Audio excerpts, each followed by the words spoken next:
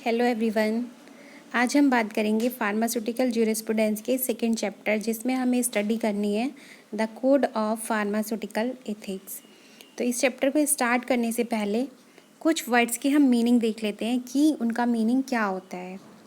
सबसे पहले हमको ये पता होना चाहिए कि व्हाट इज़ एथिक्स। एथिक्स होता क्या है। देखिए, एथिक्स का मतलब होता है मॉरल प्रिंसिपल, जिसे हम हिंदी में नीति शास्त्र या फिर आचार विचार भी कह सकते हैं, या फिर it's a science of moral duty. Okay, अब सेकेंड डेफिनेशन आती है हमारी फार्मास्यूटिकल एथिक्स। ये तो ऊपर जो डेफिनेशन थी वो मैंने आपको बताया कि सिंपल एथिक्स का मतलब क्या होता है। अब फार्मास्यूटिकल एथिक्स का मतलब क्या होता है, मतलब कि फार्मेसी में एथिक्स का क्या मीनिंग है। तो अगर हम इसकी बात करें तो हमारे फार्मेसी प्रोफेशन के लिए होगा, जिसमें कि एक पीसीआई बोर्ड होता है जो कुछ नियम्स को बनाता है। वो जितने भी रूल्स होते हैं वो सारे हमारे फार्मासिस्ट के लिए एप्लीकेबल होते हैं।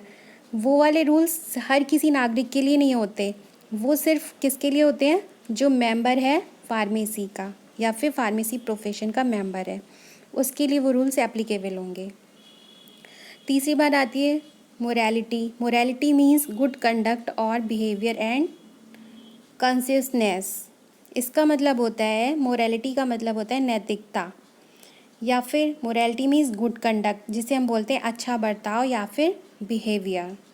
अब फोर्थ आता है law. Law is defined as the rules of human conduct binding to all persons in a state और नेशन। लॉ की बात करें तो इसका मतलब होता है सिस्टम ऑफ रूल या फिर कायदा या कानून। अगर कानून और ये कानून कैसे बनता है, कानून जो होता है हमारा गवर्नमेंट की तरफ से बनाया जाता है, और ये हमारे जो कंट्री के हर नागरिक के लिए एप्लीकेबल होता है। ठीक है। एथिक्स में क्या होता है, जो हमारे से फार्मेसी प्रोफेशन से रिलेटेड है उनके लिए रूल्स एप्लीकेबल होते हैं, लेकिन लॉ में ऐसा नहीं है। लॉ में जो रूल्स बनते हैं वो देश के हर नागरिक के लिए इक्वल होता है। ठीक है। तो ये कुछ वर्ड्स हैं जिनकी मीनिंग आपको पता होने चाहिए। अब आइए आगे बात करते हैं। अब हम स्टडी करते हैं differences between law and ethics in pharmacy, यानी कि फार्मेसी प्रोफेशन में हमें डिफरेंस देखना है लॉ और एथिक्स में। सबसे पहला लॉ की बात करते हैं। इसमें देखिए क्या होता है, एज अ फार्मासिस्ट हमको हमारी रिस्पॉन्सिबिलिटीज़ पता होनी चाहिए कि हमें जो भी काम करना है वो एक स्टैंडर्ड के हिसाब से होना चाहिए। ठीक है। तो यही सब चीज़ें हम देखेंगे। अब लॉ की बात करें, लॉ में क्या होता है, rules of human conduct binding to all persons in a state और नेशन। मतलब रूल्स जो बने हैं वो ह्यूमंस के लिए होते हैं और हर नागरिक के लिए होगा और सबके लिए एप्लीकेबल होगा और सबके लिए इक्वल होगा। जबकि एथिक्स में ऐसा नहीं होता। Rules by which a profession regulate actions and sets standard for all its member. Rules जो इसमें बने होते हैं प्रोफेशनल बॉडी को रेगुलेट करता है और ये एप्लीकेबल होता है सिर्फ उसके मेंबर्स के लिए। सेकेंड पॉइंट लॉ में आता है, if law is broken a violator may be subjected to punishment, a fine और इम्प्रेसमेंट। अगर कोई लॉ को तोड़ता है तो वायलेटर को पनिशमेंट भी हो सकती है, फाइन भी हो सकता है, जेल भी हो सकती है, तीनों में से कुछ भी हो सकता है। एथिक्स में क्या होता है, अगर एथिक्स तोड़ा, if rules are broken the professional body में subject the violator to loss professional privilege. अगर एथिक्स तोड़ा, इसका मतलब फार्मेसी प्रोफेशन में अगर आपने कोई गलत काम किया तो पीसीआई क्या करेगा, आपका जो रजिस्ट्रेशन है, जो लाइसेंस है, उसको कैंसिल कर देगा किसी भी टाइम। ओके। नेक्स्ट थर्ड आता है लॉ में standards of law. Standards of law होता है, इसमें स्टैंडर्ड्स ऑफ कंडक्ट होता है। फोर्थ पॉइंट लॉ का, लॉ में prevent one from causing injury to other but it can't force him to help his neighbour in hours of need. Law के according आप किसी को नुकसान नहीं पहुंचा सकते, लेकिन लॉ अपनी पहुंचा सकते, लेकिन लॉ आपको मजबूर भी नहीं करेगा कि आप अपने पड़ोसी की मदद करो। लेकिन एथिक्स में क्या होगा, helping neighbour is the function of ethics. अपने पड़ोसी की मदद करना ये एथिक्स का एक फंक्शन है कि अगर आपको उसकी तकलीफ़ दिख रही है तो आप उसकी हेल्प करो। नेक्स्ट फिफ्थ पॉइंट आता है लॉ का, सेलिंग मिसब्रांडेड और adulterated drug is prevented by law. अगर आप मेडिकल चला रहे हो तो उसमें सब स्टैंडर्ड क्वालिटी के ड्रग सेल नहीं कर सकते, वो लॉ के खिलाफ होगा।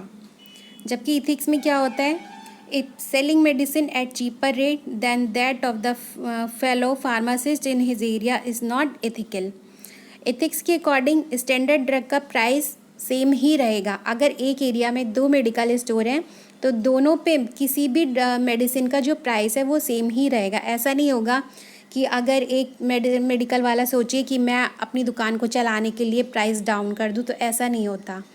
अगर प्राइस डिसाइड किया गया 10 रुपीज़ तो वो सबके लिए 10 ही होगा। ओके, अब नेक्स्ट बात करते हैं कोड ऑफ फार्मास्यूटिकल एथिक्स। इसमें बात करते हैं हम the code of pharmaceutical ethics is formulated by PCI for the guidance of Indian pharmacists. The code of pharmaceutical ethics formulated होता है PCI के द्वारा for the guidance of Indian pharmacist. किसके लिए? जितने भी हमारे इंडियन फार्मासिस्ट होते हैं उनके लिए होता है वो। अब पहला पॉइंट क्या बात आती है इसमें, pharmacist should knows the standard of professional conduct. क्योंकि हर फार्मासिस्ट को पता होना चाहिए कि मेरी रिस्पॉन्सिबिलिटीज़ क्या हैं, तो मैं जो भी काम करूँ वो स्टैंडर्ड होना चाहिए। स्टैंडर्ड मतलब कि एक स्टैंडर्ड के अकॉर्डिंग होना चाहिए। दूसरी बात होती है एथिक्स और मोरल बाइंडिंग, जो मैंने अभी आपको स्टार्टिंग में बताया। मोरल का मतलब क्या बताया था? गुड कंडक्ट, यानी कि अच्छा बर्ताव, बिहेवियर एंड कैरेक्टर। थर्ड आता है इंश्योर करना चाहिए service to public, develop new standard and status to the profession. अब अगली बात आती है the code of pharmaceutical ethics help to guide the pharmacist as to how he should conduct himself in relation to.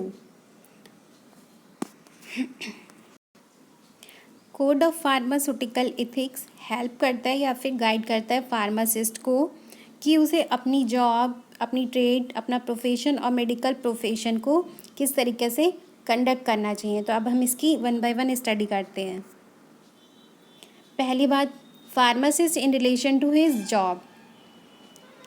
Job के साथ pharmacist की क्या क्या रिस्पॉन्सिबिलिटीज़ होनी चाहिए, इन सब चीज़ों को हम देखेंगे। पहली बात आती है कि फार्मास्यूटिकल सर्विसेज। इसमें आता है provide efficient service through medical store और फार्मेसी। ये भी देखिए, provide efficient service through medical store, यानी कि कोई भी फार्मासिस्ट जो है, जो अपना मेडिकल स्टोर चला रहा है, वो प्रोवाइड सर्विस, अपनी अच्छी सर्विस देनी चाहिए लोगों को। जैसे कि कोरोना के टाइम में देखिए सब कुछ बंद था, लेकिन एक फार्मासिस्ट था जो अपनी मेडिकल स्टोर चला रहा था और लोगों की हेल्प कर रहा था। ठीक है। दूसरी बार आती है सप्लाई कॉमन मेडिकामेंट, सप्लाई करनी चाहिए कॉमन मेडिकामेंट। दूसरी बात आती है फार्मेसी, या फिर इसको हम बोल सकते हैं ड्रग स्टोर। इसमें पहली बात क्या आती है, there should be a qualified pharmacist in pharmacy. आपका जो भी मेडिकल स्टोर है या फिर जो फार्मेसी है उसमें क्वालिफाइड फार्मासिस्ट होना चाहिए। दूसरी बात आती है premises of pharmacy reflect professional character. इसका मीन्स हुआ कि फार्मेसी की जो प्रीमाइसेस है वो रिफ्लेक्ट करनी चाहिए, यानी कि अगर मेडिकल स्टोर है तो उसको बढ़िया से दिखना चाहिए कि वो एक मेडिकल स्टोर है। ठीक है। थर्ड बार आती है प्रिकॉशन, एरर ड्यूरिंग डिस्पेंसिंग और सप्लाई। मेडिसिन सप्लाई करते टाइम या फिर डिस्पेंस करते टाइम किसी तरीके की कोई गलती नहीं होनी चाहिए, इसीलिए हम उस पर क्वालिफाइड फार्मासिस्ट रखा जाता है। Prevent accidental contamination, accidental contamination ना हो प्रिपरेशन के time, dispensing and supply of medicine में। नेक्स्ट आता है should be clear to the public that this pharmacy is carried out in the establishment. Public को ये क्लियर होना चाहिए कि ये जो फार्मेसी खुला है ये इस सन से इस्टेब्लिश्ड है, ये चीज़ क्लियर होनी चाहिए। नेक्स्ट आता है third point handling of prescription. अब इसमें क्या आता है, prescription should not be discussed with patient. Prescription जो भी डॉक्टर के थ्रू लिखा जाता है उसको पेशेंट के साथ कभी भी डिस्कस नहीं करना चाहिए।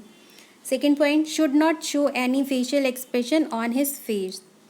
कभी भी उसके प्रिस्क्रिप्शन को देख के ऐसे फेशियल एक्सप्रेशन नहीं देने चाहिए जिससे कि पेशेंट डर जाए कि अरे तुम्हें कैंसर है और ऐसा कुछ, इस तरीके से कोई फेशियल एक्सप्रेशन नहीं देने चाहिए। Third, no addition substitution of ingredient in prescription should be made.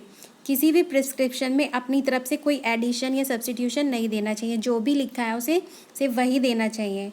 In case of any error in prescription then prescription referred back to prescriber. अगर प्रिस्क्रिप्शन में किसी तरीके का कोई एरर है तो उसको तुरंत डॉक्टर को भेज देना चाहिए। ऐसा नहीं कि अपने हाथ से ही उसमें एरर करने लगे कि नहीं इसमें ये होना चाहिए, कि ऐसा कुछ नहीं। अगर आपको लगता है इसमें कुछ एरर है तो आप उसको बोलो कि आप डॉक्टर के पास जाओ, उनसे बोलना कि ये चीज़ इसमें ये मिस्टेक है। Next, follow instruction of prescriber. अब नेक्स्ट बात आती है फोर्थ, हैंडलिंग ऑफ ड्रग। इसमें क्या होता है, always use standard quality drug and medicine.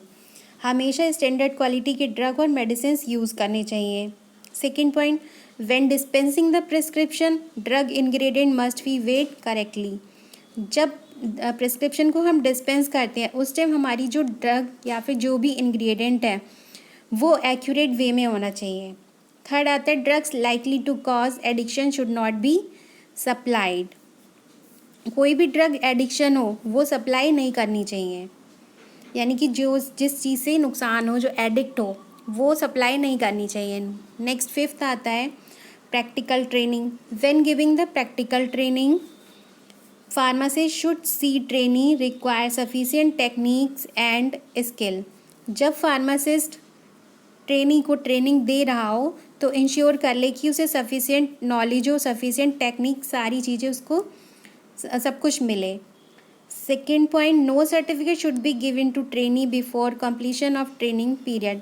आधी अधूरी या बिना ट्रेनिंग के सर्टिफिकेट नहीं देना चाहिए किसी भी ट्रेनी को। Thank you so much. और नेक्स्ट जो उसके बचे हुए टॉपिक हैं उनकी बात हम करते हैं नेक्स्ट लेक्चर में। तब तक के लिए थैंक यू सो मच।